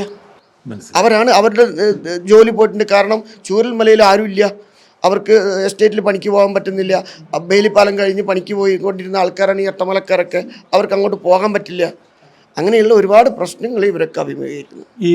അപ്പം യഥാർത്ഥത്തിൽ ഈ പറഞ്ഞിത്രങ്ങൾ വേറെ എന്തെങ്കിലും ഇതുമായിട്ട് പറയാനുണ്ടോ നിങ്ങൾ ഉദ്ദേശിക്കുന്നത്? ഇതുമായി ബന്ധപ്പെട്ട് നമുക്കറിയാം, ചികിത്സ അത് സർക്കാർ തന്നെ പ്രഖ്യാപിച്ചു. ഈ ദുരന്തത്തിൽപ്പെട്ട് പ്രയാസം അനുഭവിക്കുന്ന ആളുകൾക്ക് ചികിത്സക്ക് പണം അനുവദിക്കുന്നു പറഞ്ഞിട്ട് സർക്കാർ പ്രഖ്യാപനം നടത്തിയിട്ടുണ്ട്. പക്ഷേ ഈ പ്രഖ്യാപനത്തിൽ ഒതുങ്ങുക എന്നല്ലാതെ ഒരാൾക്കും ചികിത്സാ ഫണ്ട് നൽകുന്നില്ല. ഓരോ ദിവസവും ഓരോ കാരണങ്ങൾ പറഞ്ഞ് അവരെ തിരിച്ചയക്കുന്നുണ്ട്. ഇതിൽ നമ്മുടെ ഒരു ഉസ്മാൻ ബാപ്പുണ്ട്, 1/2 കിലോമീറ്റർ ഇവിടെ ഉണ്ട്, അദ്ദേഹം പുറത്താണ്, 1/2 കിലോമീറ്റർ ദൂരം ഒലിച്ചു പോയതാണ്. 1/2 കിലോമീറ്റർ പോയി, ബാക്കിയുള്ളവർ കഴിച്ചിലായി, വീടൊക്കെ പോയത്. 1/2 കിലോമീറ്റർ അദ്ദേഹം ഒലിച്ചു പോയി എങ്ങനെയോ രക്ഷപ്പെട്ട് വന്ന് അദ്ദേഹത്തിൻ്റെ ഉടുപ്പും ഇതിനൊക്കെ പരിക്കുക, ഇപ്പോഴും ബെൽറ്റ് ഇട്ടിട്ടാണ് നടക്കുന്നത്. അദ്ദേഹത്തിന് പോലും ചികിത്സാ സഹായം ഇല്ല. ഇതൊരു വലിയ പ്രശ്നമാണ്. അതുപോലെ ചില ആളുകളെ ഇപ്പം ദുരന്തത്തിൽ ഇനിയൊരു ദുരന്തം ഉണ്ടാവുമെന്ന് ഭയപ്പെട്ട് കഴിയുന്ന ആൾക്കാർക്കും ചില ആളുകൾക്ക് 9,000 രൂപ ദിനഭത്ത എന്ന് പറയുന്ന സാധനം കൊടുക്കുന്നില്ല, വാടക കൊടുക്കുന്നില്ല. അപ്പോൾ ഇനി ഒരു ദുരന്തത്തിൽ ഇവർ ഒലിച്ചു പോയിട്ടാണോ ബാക്കിയുള്ള ആളുകളെ പരിഗണിക്കുക എന്നൊരു ഭയം നമുക്കൊക്കെ ഉണ്ട്.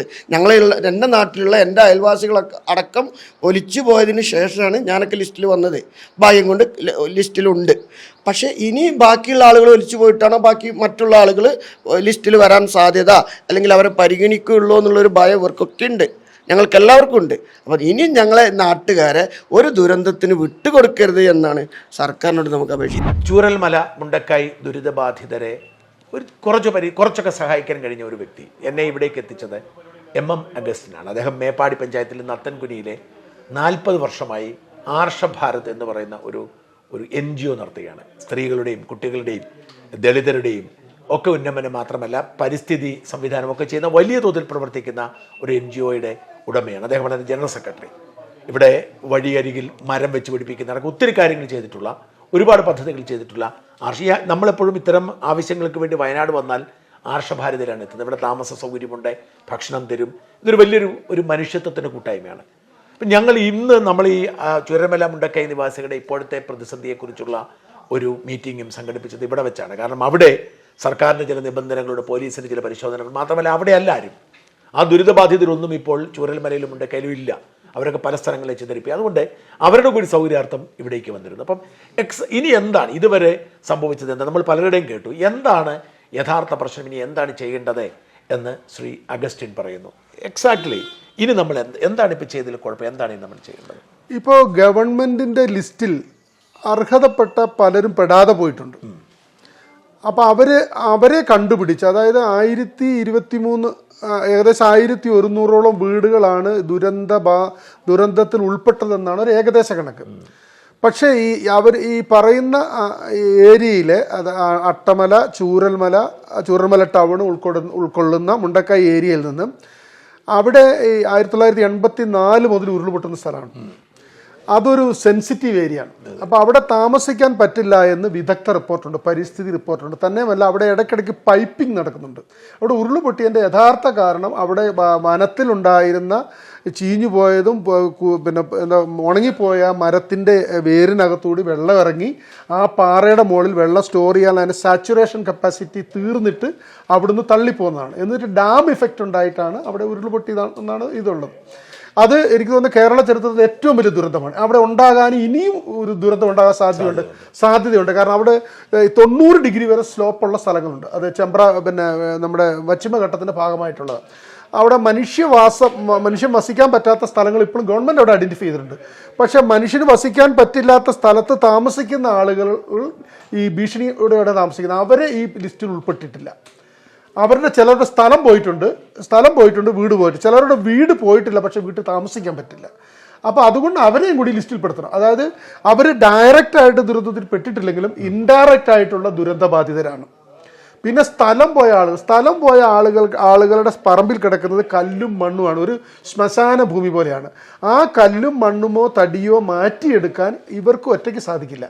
അത് മാറ്റിക്കൊടുക്കണം. അത് മാറ്റിക്കൊടുത്ത് ആ കൃഷിഭൂമിയിൽ കൃഷി ചെയ്യാൻ, അതായത് പെരണിയൽ ക്രോപ്പ് ചെയ്യാൻ, നമുക്ക് കാപ്പിയോ തേയിലയോ ഏലമോ ഒക്കെ ചെയ്യാം. അവിടെ കൃഷി ചെയ്തിരുന്ന ഒത്തിരി ആൾക്കാരുണ്ട്.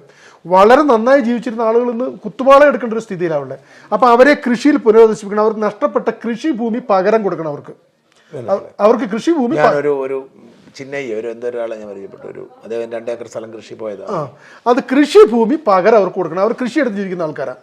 പിന്നെ ഉള്ളത് ചിലർ ബന്ധുക്കളുടെ വീട്ടിലോ സ്വന്തക്കാരുടെ വീട്ടിലോ, ഉദാഹരണം പറഞ്ഞാൽ ഈ സെന്റിനൽ റോക്ക് എസ്റ്റേറ്റിന്റെ ചായത്തോട്ടത്തിലെ ലയങ്ങൾ, പാടികൾ നമ്മളിവിടെ പറയുന്നത്, ആ പാടികളിൽ താമസിച്ചിരുന്ന ആളുകൾ പലരും പോയിട്ടുണ്ട്. പാടിയും പോയി, ആളും പോയി. പക്ഷെ അവർക്ക് വീട്ടു നമ്പറോ വീടോ ഇല്ല. ചിലർക്ക് റേഷൻ കാർഡും ഇല്ല. പക്ഷെ അവർ ഈ ദുരന്തത്തിൽ അകപ്പെട്ടവരാണ്. അവരെ തെളിയിക്കാൻ ആവശ്യമായ ആധാർ കാർഡ് ഒഴിച്ച് ബാക്കി രേഖകളില്ലാത്തതുകൊണ്ട് അവർക്കും വീട് കൊടുക്കണം.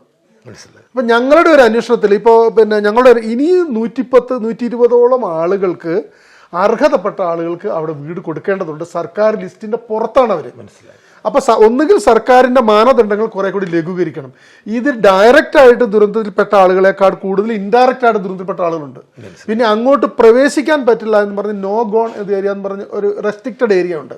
ആ റെസ്ട്രിക്റ്റഡ് ഏരിയയിൽ ഒരു പക്ഷേ ഇവർക്ക് ഭാഗികമായി തകർന്ന് വീടുണ്ടായേക്കാം, അല്ലെങ്കിൽ കൃഷിഭൂമി ഉണ്ടായിരിക്കും. ഇത് രണ്ടിലേക്ക് അവർക്ക് പ്രവേശിക്കാൻ പറ്റുന്നില്ല. പക്ഷെ അവരെന്ത് ചെയ്യും? ഇങ്ങനെ അവർ നടക്കണം. ഇപ്പം സർക്കാരിൻ്റെ സഹായം, ഇപ്പോൾ വാടക കൊടുക്കുന്ന 6000 രൂപയോ അല്ലെങ്കിൽ ഒരു ദിവസത്തെ കൂലി കൊടുക്കുന്ന 300 രൂപയോ, അത് ചിലപ്പോൾ എല്ലാ കാലം കൊടുക്കാൻ പറ്റില്ലല്ലോ. അവരെന്ത് ചെയ്യും? അവരുടെ ഒരു ജീവിതം ചോദ്യചിഹ്നമായിട്ടുണ്ട്. തന്നെയുമല്ല ഇവർ ലൈവ്ലിഹുഡ് ഒരു പ്രശ്നമാണ് ഇവരുടെ. ഇവർക്ക് ജീവനോപാധികളില്ല.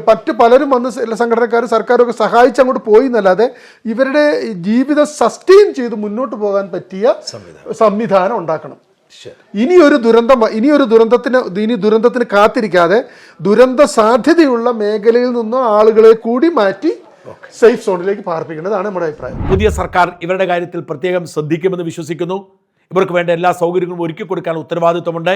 സർക്കാരിൻ്റെ വീട് നിർമ്മാണ പ്രക്രിയ അടക്കം ഇവരെയെല്ലാം ഉൾക്കൊള്ളേണ്ട സാഹചര്യമുണ്ട്. അഥവാ അത്തരമൊരു സാഹചര്യത്തിന് ഇനിയും അവസരം ഒരുങ്ങുന്നില്ലെങ്കിൽ ഇവരെ സഹായിക്കേണ്ട ഉത്തരവാദിത്വം നമ്മൾ ഏറ്റെടുക്കണം.